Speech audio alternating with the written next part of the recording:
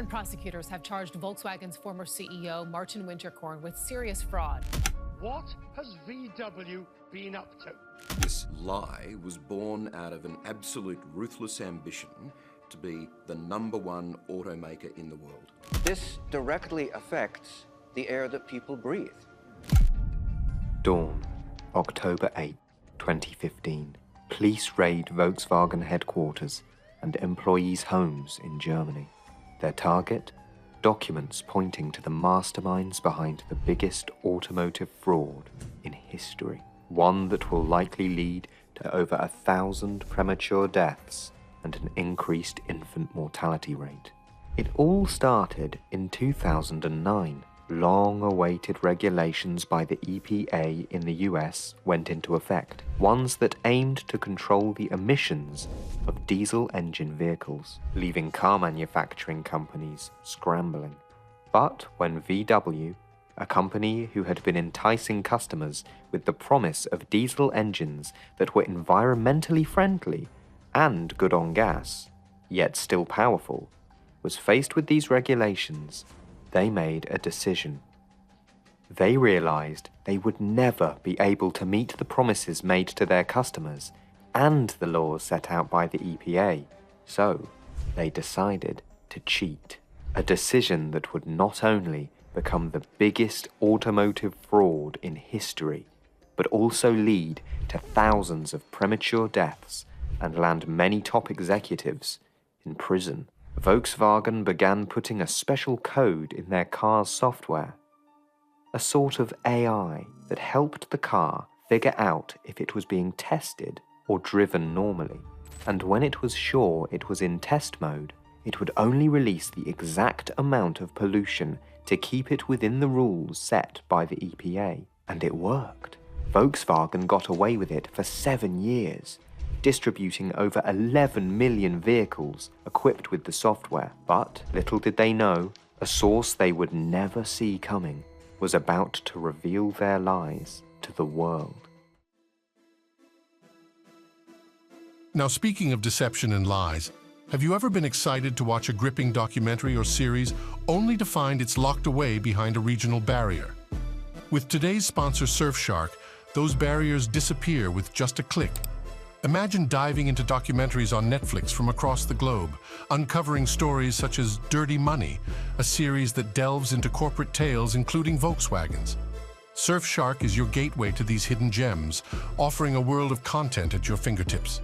Using Surfshark, you can switch between servers in over 100 countries, ensuring you have the freedom to explore the vast digital landscape securely and anonymously. Unlock the full spectrum of content the internet has to offer from the comfort of your home without the hassle of digital borders. Secure your privacy with Surfshark. Enter coupon code HOOKDEAL for an extra 3 months free at surfshark.deals/hookdeal. In the spring of 2013, a group from West Virginia State University was appointed by the ICCT to test emissions of diesel cars sold in the United States. The team of engineering professors and PhD students weren't testing in order to reveal any type of scandal. Instead, their aim was to determine the emissions differences between European cars and American cars. They had no idea what they were about to uncover. You see, all regulatory testing had only ever been carried out in labs, but this academic team was going to be taking a portable emissions measuring device on the road with them. This was the first time these vehicles were being tested in real-world driving conditions. So, without the lab-simulated environment to tell the deceitful programming to turn on its low emissions output, it carried on as normal, and proceeded to emit up to 40 times the legal limit of pollutants. When we saw the numbers for the first time, they were much higher than expected. As a scientist, you start by doubting the accuracy of your results. The team then spent the next year going over the data and creating their report. On March 31st, 2014, they presented their findings in a public forum, a discovery that would soon tie Volkswagen to the most significant automotive scandal in history. VW refused to admit their wrongdoing and repeatedly denied the claims from US officials. Instead, they told the EPA it was the tests that were at fault and not their vehicles. They kept telling the officials they shared their concerns and would look into the matter. But when it came time to submit their findings, they would bury their secrets in mountains of paperwork. This back and forth continued. That is, until the EPA informed VW that if they didn't come clean soon, they would be removing their license to sell any new models in the US market. So VW gave in.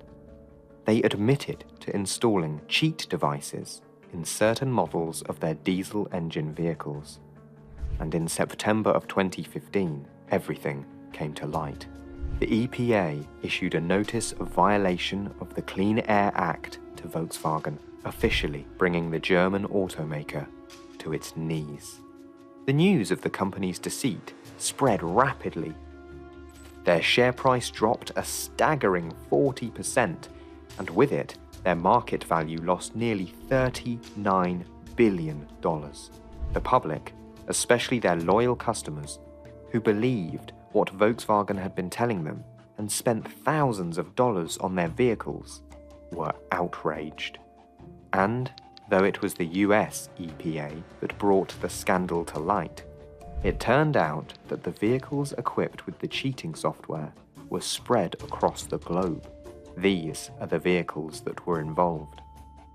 590,000 were sold in the US and an additional 10.5 billion around the world. The CEO of VW at the time, Martin Winterkorn, denied having any knowledge of the fraud and refused to give in to public cries for his resignation. But not long later, he changed his mind.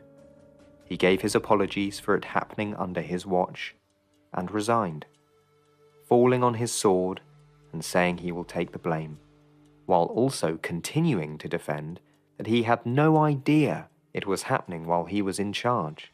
That's when Michael Horn stepped in as CEO, and he had this to say. So let's be clear about this. Our company was dishonest with the EPA and the California and Arizona board, and with all of you. And at my German words, we've totally screwed up. A month later, on October 8th, 2015, during a meeting, he said this to US Congress. To my understanding, this was not a corporate decision. This was something individuals did. Pointing the blame to a small group of engineers within the company. Either way, the company as a whole could not outrun the penalties that were coming. Because, the same day that the company met with the United States Congress, their German headquarters were raided by police and prosecutors, which was followed days later by raids of both the French and Italian offices. Investigators weren't messing around, because, as peer-reviewed studies would come to reveal, this scandal was an assault on the public. Volkswagen wasn't just cheating and lying about how their cars were performing, they were poisoning the very air you breathe. Those nitrogen oxide levels that their vehicles were outputting at 40 times the legal limit were dangerous. When breathed into the lungs, it has the potential to cause respiratory problems, including asthma, bronchitis, and emphysema, even possibly creating heart problems to those exposed to it.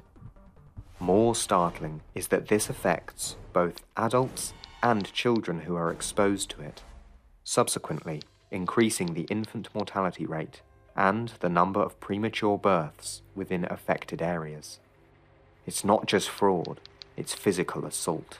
At first, the only data available stated that the emissions released during the course of the scandal would have resulted in approximately 59 premature deaths in the US alone. But in 2017, the number reflecting the effect on the European population came to light, and it was jarring. A study by MIT reported the number of premature deaths brought on by VW's fraud to be 1,200. Not only that, but NOx emissions have been linked to acid rain, smog, water quality, and even the temperature of the Earth. The world's population was put at risk, and it was time for those responsible to be held accountable. The consequences began small. In November of 2015, VW began paying $500 to affected vehicle owners in the US, costing the company a total of $250 million. But this wasn't enough. Customers demanded buybacks of their faulty vehicles instead. In March 2016, Michael Horn resigned as CEO. In April, a deal was reached where VW agreed to buy back 500,000 affected vehicles in the US, and in June, Volkswagen agreed to pay up to $14.7 billion in order to settle the issue in the US. But that wasn't all, because individual employees of Volkswagen needed to pay up as well. The first to be indicted was VW engineer James Liang. He was sentenced to 40 months in prison and fined $200,000. Engineer Oliver Schmidt was sentenced to 7 years in US prison and $400,000 in fines. And former CEO Martin Winterkorn is a fugitive of justice in the United States and is wanted by the EPA for conspiracy to defraud the United States, conspiracy to commit wire fraud, conspiracy to violate the Clean Air Act, and 3 counts of wire fraud. In 2021, he was ordered to pay Volkswagen approximately $13.7 million. The 75-year-old also faces up to 10 years in prison. Whoever was the true mastermind behind the fraud by VW, one thing is for sure: the effects of their actions were real and lasting. The very air we breathe had been tainted.